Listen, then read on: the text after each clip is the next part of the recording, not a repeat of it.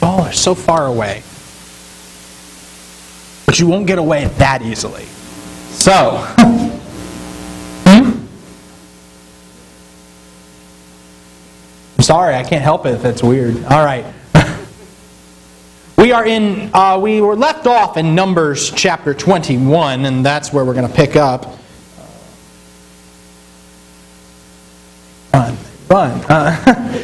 Numbers chapter 21. And the last thing we talked about was this incident with the bronze serpent. Whoever trusts in him, and how that applies as a type of Jesus in John 3:14. Just as Moses lifted up the serpent in the wilderness, so the Son of Man would also be lifted up. And now we're going to pick up in verse 10 of Numbers chapter 21.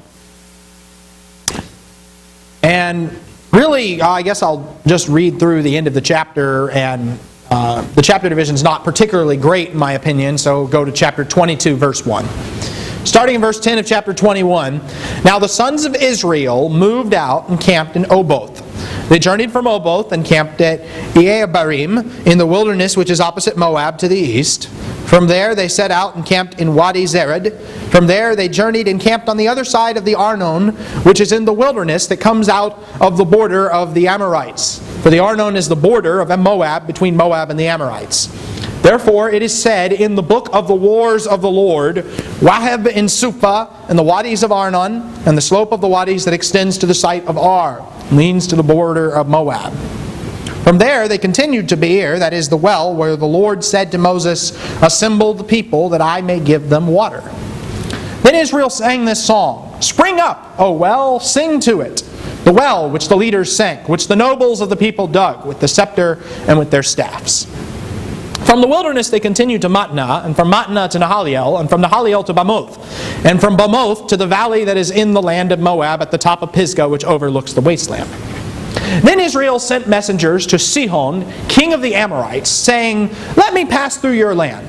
We will not turn off into field or vineyard. We will not drink water from wells. We will go by the king's highway until we have passed through your border.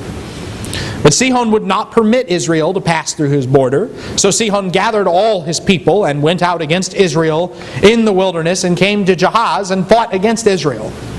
Then Israel struck him with the edge of the sword and took possession of his land from the Arnon to the Jabbok as far as the sons of Ammon, for the border of the sons of Ammon was Jazer. Israel took all these cities, and Israel lived in all the cities of the Amorites in Heshbon and in all her villages.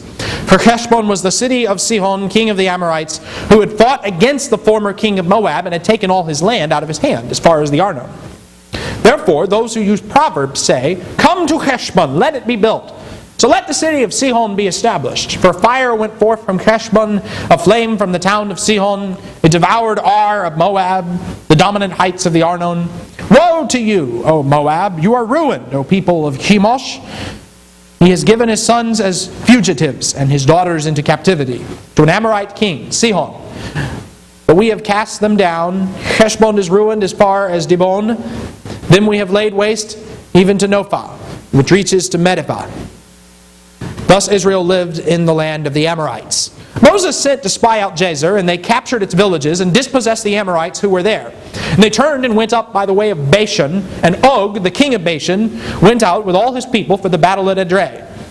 But the Lord said to Moses, Do not fear him, for I have given him into your hand, and all his people and his land, and you shall do to him as you did to Sihon, king of the Amorites, who lived at Heshbon. So they killed him and his sons and all his people until there was no remnant left him, and they possessed his land. And then the sons of Israel journeyed and camped in the plains of Moab, beyond the Jordan, opposite Jericho. All right, so, just in this little section here, we got a series of them traveling to different places and defeating particularly two of the pagan kings in the area, Sihon and Og. And both of these guys are mentioned a bunch of other times in the Old Testament, so just keep that in mind. We also notice there's a number of songs that Israel sings in this section. What is significant about all these songs that Israel's singing here? What would you say about that? What are these songs about?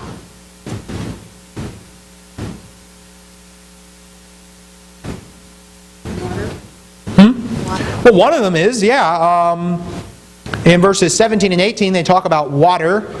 They mention wadis in verses 14 and 15 as well. So those are the first two anyway. And the third one in verses 27 through 30 talks about what?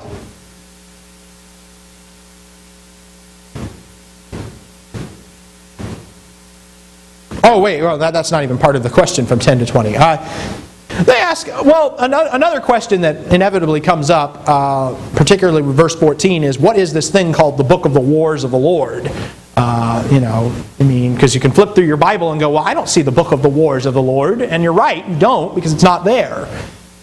So what is this thing? Anybody have any ideas? Yes, gentlemen. Some other book. Very good, yes. And sometimes you'll see this happen. The Bible will cite from a work that's not the Bible, but would have been known to the readers of that day. You see that in Joshua chapter 10 and verse 13, and in 2 Samuel 1:18 references the book of Jasher. And we don't know anything about this other than that, well, they're citing from it.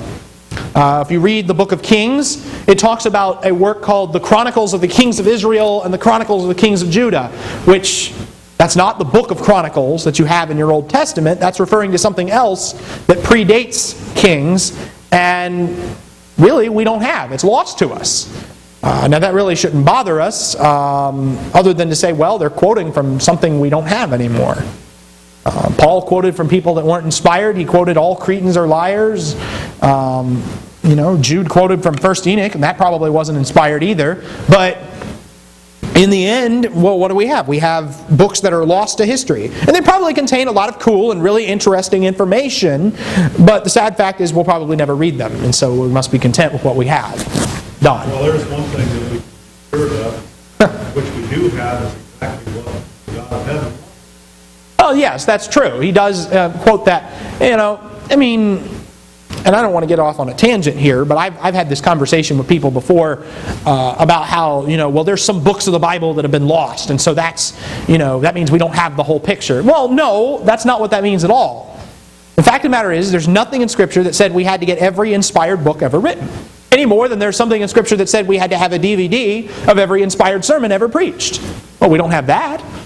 So, what makes us think that there's something? We don't have all the words of Jesus. You ever think about that? We don't know everything that Jesus said. We don't know everything that Jesus did. And that's okay. You know what John said about that? These things are written that you might believe. He says if we actually wrote down what we had, the books of the world would not contain it. Kathleen, do you have something? Well, that's true. They may not be. And they probably weren't. These are probably just historical references that Moses is citing going, by the way, this is why they have this song in this book. It's relating to this event. What's sufficient to say that we have enough to lead us to salvation? That's true. That's true. This is just, things to throw out there and consider. The people are celebrating God's provision of water here. The fact that it's from the book of the wars of the Lord seems to sort of foreshadow what's coming is war. And that's what really we're dealing with in verses 21 through the end of the chapter. And these two guys, Sihon and Og, are mentioned, we're given a very brief account of how they're defeated. And then for the rest of the Old Testament, they keep coming up over and over and over again. They come up in Deuteronomy 2 and 3. They come up in Deuteronomy 31. They come up in Joshua several times. They're mentioned several times in the Psalms, for that matter, as like these are the two guys that God defeated before us, Sihon and Og. What do you notice about the way this story begins? Well, why did they even get into a fight with Sihon in the first place? The way it reads here is they said messengers, hey, we just want to pass through your land. Have we seen anything like that before? Where did we see this before? No, we saw this in Edom, back in chapter 20. They tried the same thing in Edom, And Edom did basically the same thing. They said, no, you can't pass through. They respond with a show of military force. Israel didn't fight Edom. Why? Yes? That was their cousin nation. Yeah, you could argue that, yeah. And, in Deuteronomy, it's explained a little bit more. God says, I gave Mount Seir to Edom as a possession. In other words, that's their inheritance that I gave them. You don't take that. I'm not giving even a foot to you. But when they get, and he says the same thing about Moab, and he says the same thing about Ammon. But then you get to Sihon and Og, and God didn't make any promises or provisions for them. God didn't give them anything except to have it taken away from them, obviously. And so he allows these two Canaanite kings, these pagan kings, to be defeated. You look at some of these places that they fight. They fight at Jahaz, which later we learn that Jahaz became a Levite city in 1 Chronicles 6 and verse 78. Israel defeats Sihon, takes all the cities of the Amorites, including Heshbon, and that reference to Heshbon suddenly becomes another lead-in to another song in verses 27 through 30. But what is this song in verses 27 through 30 talking about?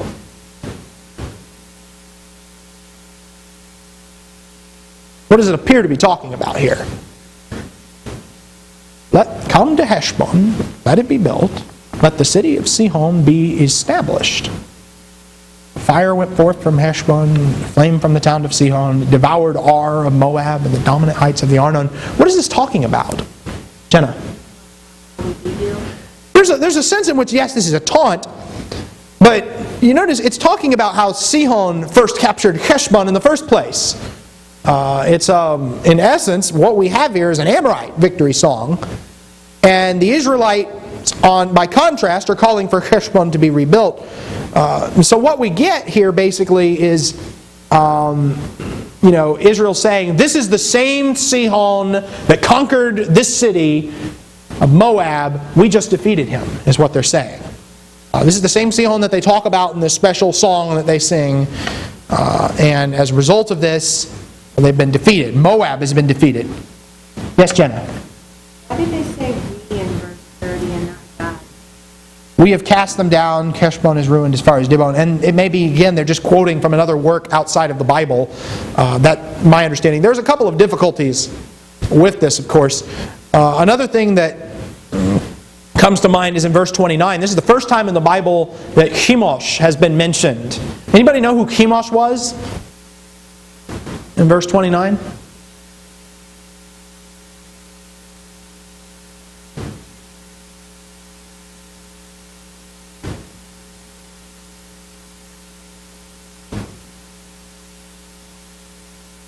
Nobody knows who Chemosh was? Chemosh was a pagan god, the god of Moab and Ammon.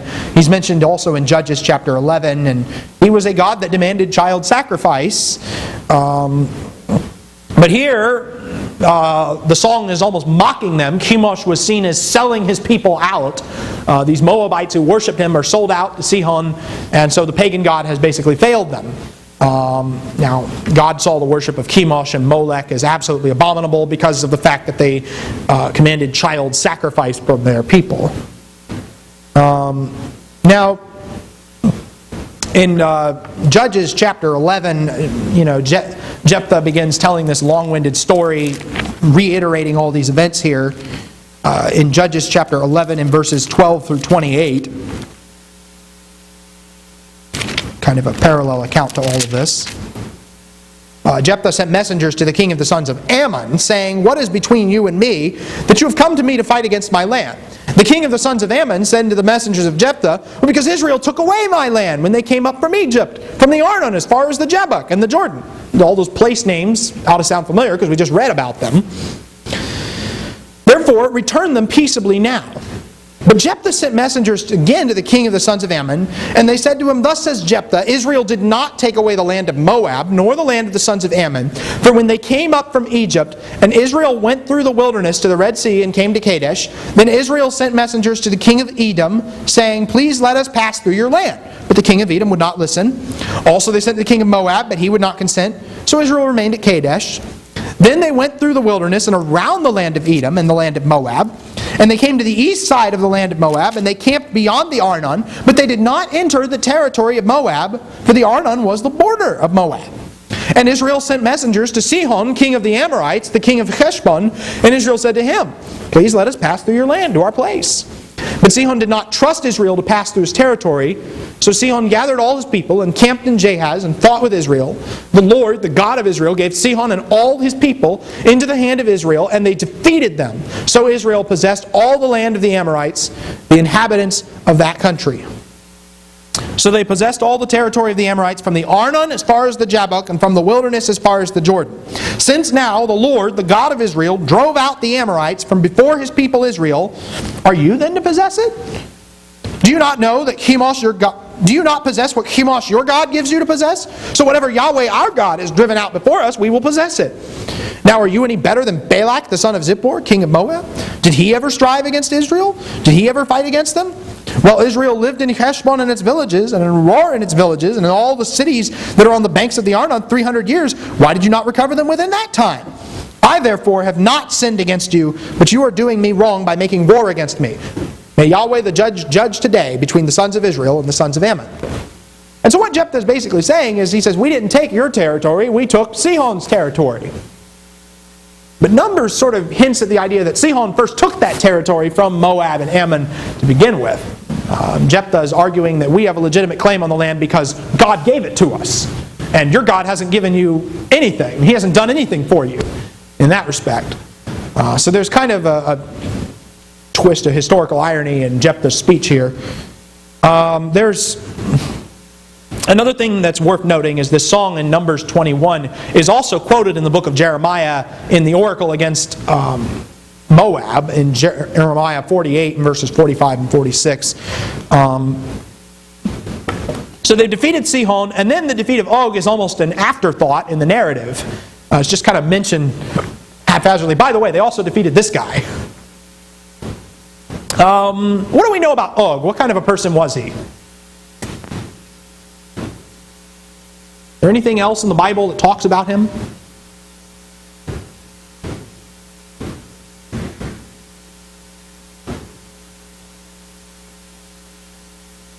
I suppose we haven't gotten there yet. We'll go to Deuteronomy chapter 3. Deuteronomy chapter 3 in verse 11, we learn that Og, king of Bashan, was left of the remnant of the Rephaim. And behold, his bedstead was an iron bedstead. It is in Rabbah of the sons of Ammon. Its length was 9 cubits, and its width 4 cubits by ordinary cubit. And his bed may be a reference simply to his sarcophagus, how big his coffin had to be. Which, this thing is 13 and a half feet long by 6 feet wide. So this guy was really tall.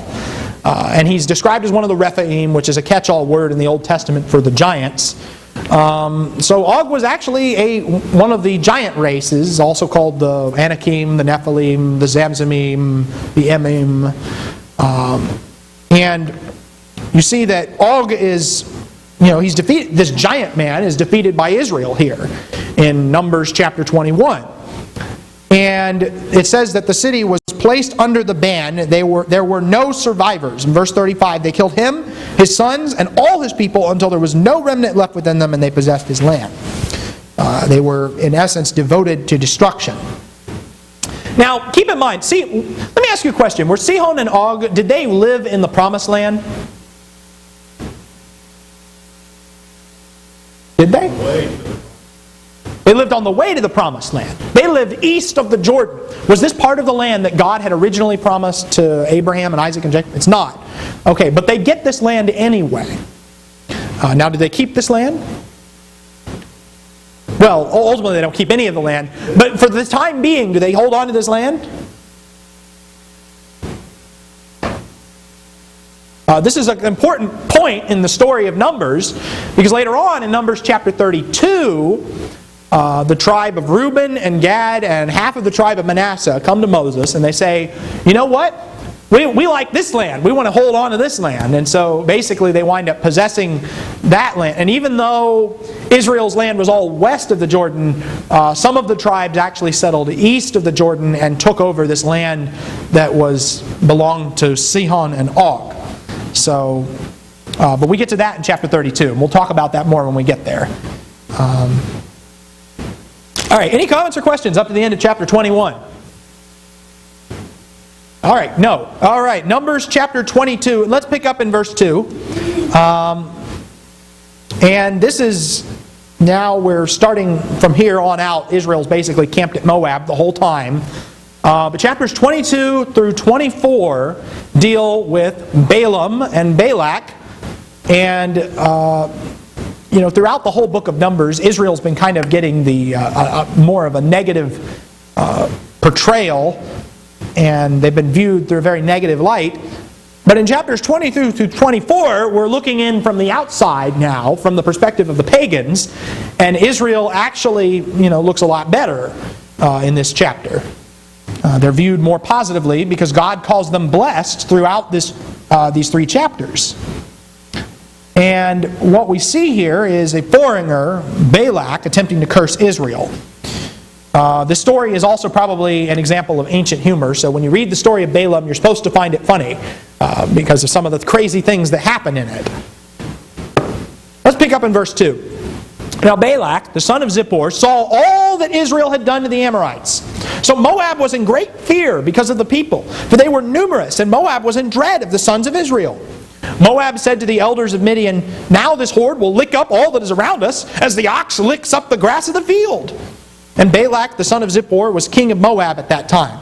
So he sent messengers to Balaam, the son of Beor, at Pethor, which is near the river, in the land of the sons of his people, to call him, saying, "Behold, a people came out of Egypt. Behold, they cover the surface of the land, and they are living opposite me.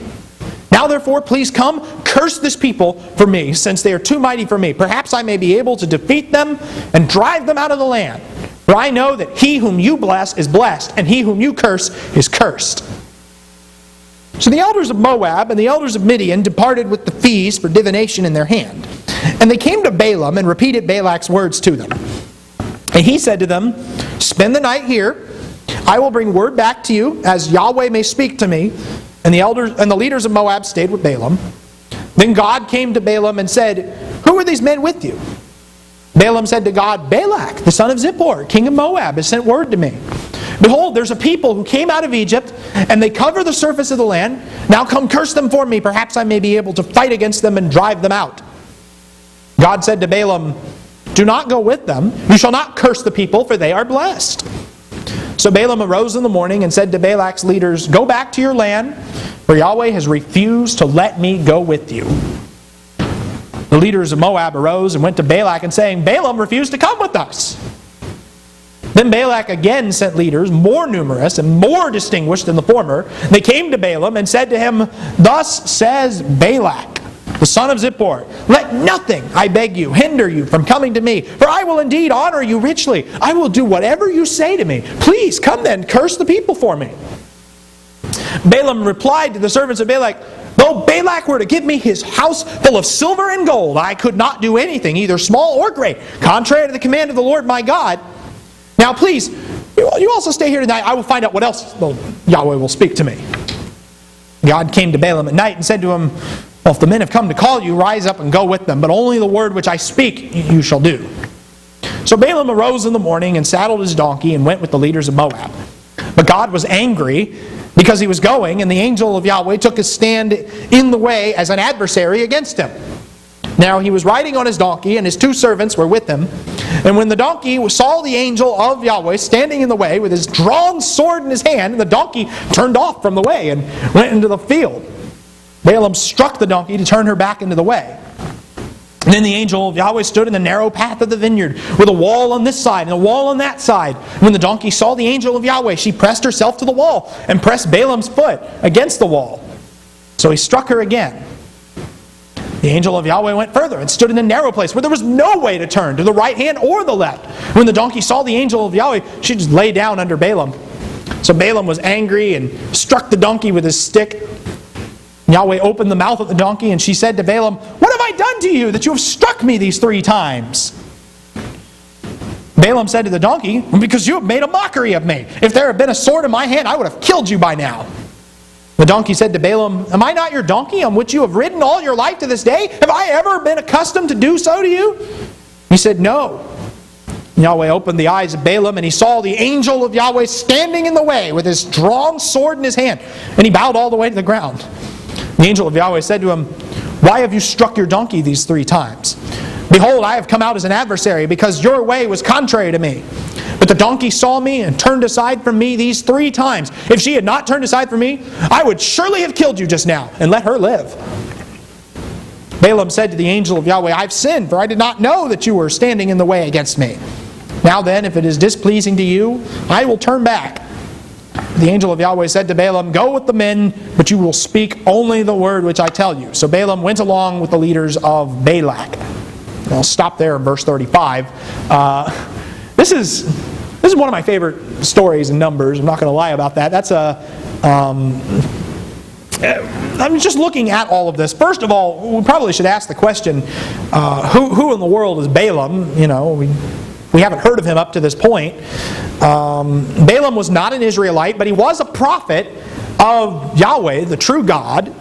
And he uses the name Yahweh throughout, which if you're reading, and most Bibles render that as Lord in all caps. Some Bibles render it as Jehovah. And even though the narrator is using the regular word, just God, generic, or Elohim, Balaam is referring to him as Yahweh throughout.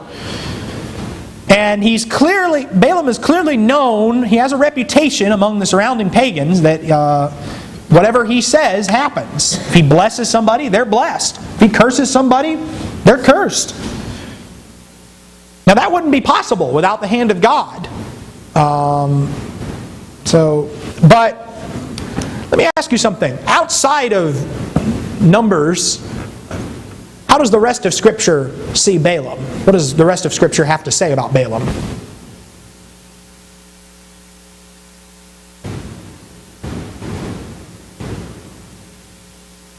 Is Balaam mentioned anywhere outside the book of Numbers? He's mentioned quite a few times. What's said about him? They had idols, didn't they? Oh, does the Bible say nice things about Balaam? Jenna? 2 Peter 2:15 says he loved the wages of unrighteousness. 2 Peter 2:15, he loved the wages of unrighteousness. But what else does it say? Keep reading that. But he received a rebuke for his own transgression, for a mute donkey speaking with the voice of a man, restrained the madness of the prophet. A mute donkey speaking with the voice of a man restrained the madness of the prophet. Peter doesn't think much of Balaam, apparently. John also mentions him in the book of Revelation. He talks about how Balaam is a false prophet. He uses Balaam as kind of a prototypical example of a false prophet that the people are listening to. Jude also refers to Balaam in passing. He lumps him in with Cain and Korah, so shows you what Jude thinks of him. And all of us, Balaam is the prototypical false prophet in the Bible, which I think is very interesting because almost everything that Balaam says in the story comes true. So just because what you say is true, even though you say something that's true, you can still be a false prophet. Think about that. That's a real stinger right there.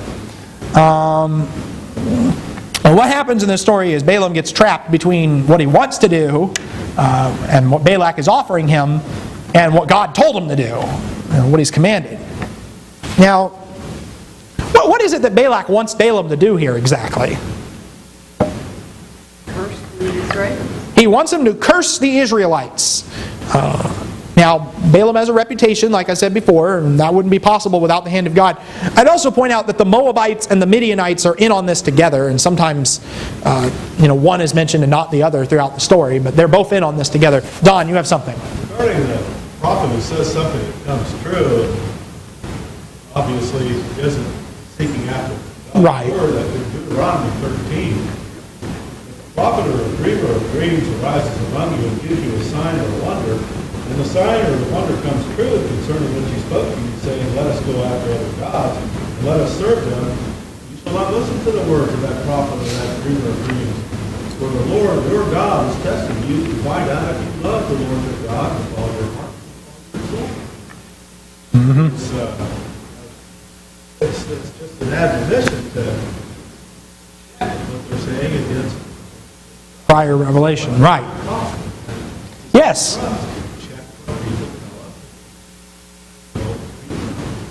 Yes, exactly right. You know, a prophet can perform a false sign, the Bible tells us, and still be a false prophet. Now, God's initial answer when Balak goes, "Can I go curse Israel?" What does God tell him? No! He says no on that point. And why? Because Israel is his covenant people, and Balaam is explicitly forbidden from going with Balak's men and cursing Israel. You cannot do that. Absolutely not. And so Balaam comes out and he says, "I'm sorry, I can't go with you. God said I couldn't do that." So what does Balak do in response to that? Does he take no for an answer?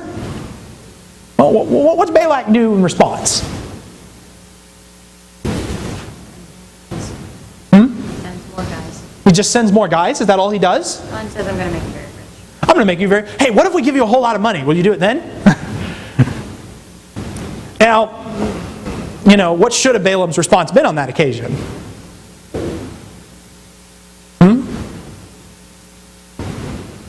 Sounded like he had it right for a little bit until he goes, "Stay here and let me see what God says." Aha, you know, see, this is the problem. And Balaam is talking out of both sides of his mouth in this story. He says, "Though Balak were to give me his house full of silver and gold, I could not do anything, either small or great, contrary to the commandment of God." You know, period, right there. Now, if that's all Balaam had said, you know, you're basically saying that I can't be bought for any price, right? But let me go see if God's changed his mind on this. You know, let's see if God can be bought. I think Balaam's missing something here. And, you know, maybe God will change his mind. Let me go check, you know. Like, my financial situation is so important to God, you know. So let me ask you something. Does God change his mind?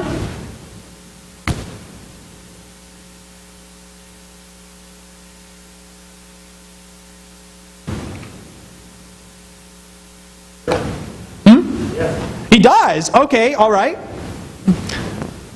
Well, he's changed his mind in the sense of, you know, go ahead and go.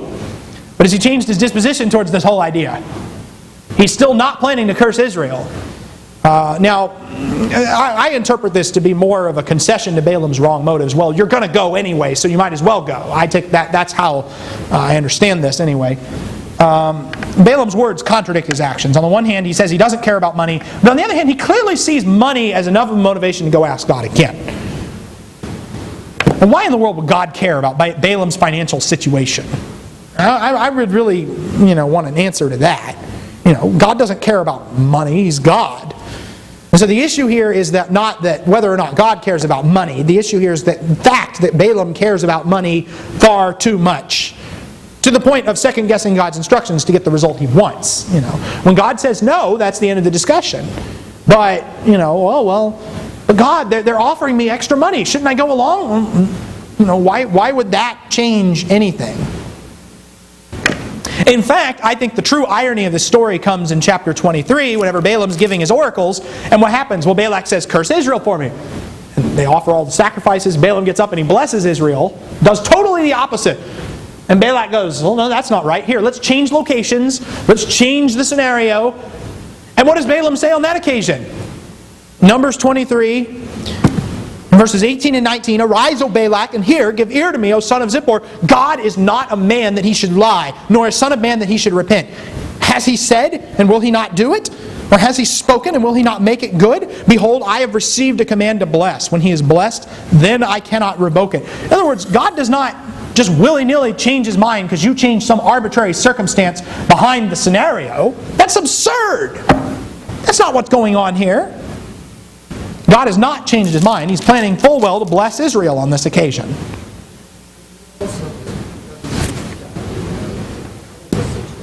I'm sorry? He was also going to use the donkey to control this situation. Yes, you're right. We're getting to that. The donkey, oh boy, the donkey is everybody's favorite part of the story. Now, what's the point? What's the point of the donkey? I mean, this is one of the only two times in the Bible that we see animals speaking, and Strangely, neither time, we have the serpent in the Garden of Eden, we have the donkey in the story of Balaam. Nobody's ever surprised to see the animals talk in the Bible. And they always talk back to them without any real discussion about this, which has always struck me as kind of odd, but never mind, here we go. Yes, Jenna? It doesn't sound like it's still a usual thing for the donkey to talk, because it says that God opened their mouth. God opened the mouth of the donkey, right. Now, just some details on all of this. We've got the donkey's a female. There's two words in Hebrew for donkey, one male and one female, and it refers to her as she throughout the narrative. The angel is described as Balaam's adversary in verse 22 and in verse 32, which interestingly, the word adversary in Hebrew is Satan, or Satan, which I don't know if this angel is really Satan or not, but it's using the name, that same title there, adversary. What else we see here is that Balaam beats his donkey. He has no regard for the life of his animal. You can think of Proverbs chapter 12 and verse 10 for particular reference to what Balaam is doing here. In Proverbs chapter 12 and verse 10, it says, "A righteous man has regard for the life of his animal, but even the compassion of the wicked is cruel." Furthermore, what we see is that Balaam is threatening his donkey with a sword. He said, "If I had a sword in my hand, I would have killed you by now." Then the angel appears and says, "If your donkey hadn't been turning aside, I would have killed you by now." So he basically echoes Balaam's words on this. And then verse 34, Balaam's like, "Oh, well, are you mad at me, God? If you're mad at me, I'll turn back. If you're displeased with me, I'll turn back." No, really? You think? And the point of all of this is, in spite of verse 12, God said, I don't want you to go with them. And, God's clearly angry about this in verse 22. And so now, Balaam, it's like, is God displeased with this? Well, I think that's an understatement on that particular occasion. But I think the real point of this story is the fact, if God can use a dumb donkey to declare His words, how much more can He use a greedy prophet like Balaam? Balaam tries to force the donkey to do things his way 3 times until God intervenes. Later on, Balak is going to force Balaam to try to go his way 3 times. And God intervenes again in that particular situation. I think the story invites the question, who is the real dumb donkey here? Is it Balaam or is it the animal? Well, because that's the question that the story is inviting, is it not? Now, the New Testament, like we said before, teaches about Balaam and his donkey that if there's any of the interpretations in doubt, it says that Balaam loved the wages of unrighteousness. He was far too in love with money. And furthermore, that the mute donkey restrained the madness of the prophet. Balaam is the prototypical false prophet. Now, all the prophecies he actually makes in chapters 23 and 24, they all come true. But even a false or unwitting prophet can still speak God's truth. And I have in my notes cited on this page Deuteronomy 13, which Don quoted for us earlier. Another thing that comes to mind is in John chapter 11, in verses 51 and 52, where Caiaphas, says it's expedient that one man should die on behalf of the people, than that the whole nation should perish. And John adds at that point that Caiaphas didn't know it, but he was really prophesying when he said that. Somebody can prophesy and not know it. Somebody who doesn't even have God's intentions in mind can prophesy and not know it. It can be unwitting. And so I do think that the point of all of this, when it's all said and done, is when we're talking about false prophets and false teachers, they are ultimately defined more by their actions and their dispositions than they are simply by what's coming out of their mouth. They can be condemned by what comes out of their mouth, but they cannot necessarily be commended by it. And later on in Numbers, we're going to read that Balaam is killed by Israel in his attempts to get the Midianites to seduce the nation. He's mentioned as the one that Balak called to curse Israel in Deuteronomy 23. He is exhibit A of the false prophet throughout Scripture. Next time we will talk about Balaam's attempts to curse Israel and how God turns his curses into blessings. So we'll look at Numbers 23 and 24 next time. That's all for now.